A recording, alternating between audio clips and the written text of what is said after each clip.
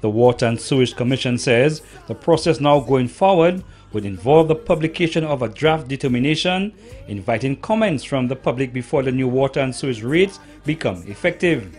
The draft determination will run for a period of 2 weeks in local newspapers and the Gazette before final determination will be issued. The first thing we had to do was to establish what you call a test year, a year where we could have gotten actual financial information.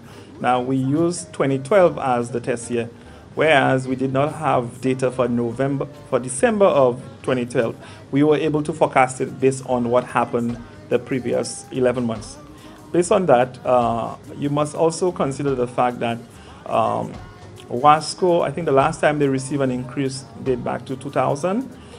You and I both know that the price of electricity have been going up from that time, and it have not yet. It was never reflected in Wasco's tariff. The executive director of the Water and Sewage Commission says it was only fair that the tariff had to be revisited.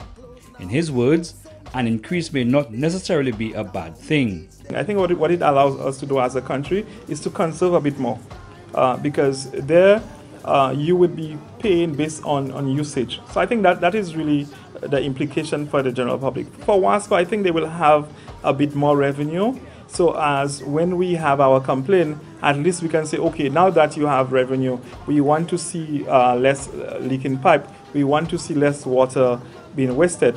I think that in my view, is the way we're going to go forward.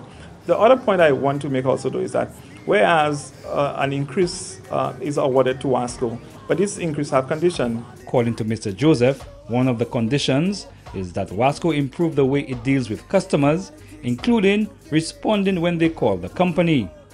He also spoke of moves to get services standards enacted to coincide with the new tariff coming into effect. Nevertheless, the executive director of the Water and Sewage Commission does not believe that the issue affecting loss-making Wasco can be resolved overnight, but feels the new tariffs will put the company on a path to solvency.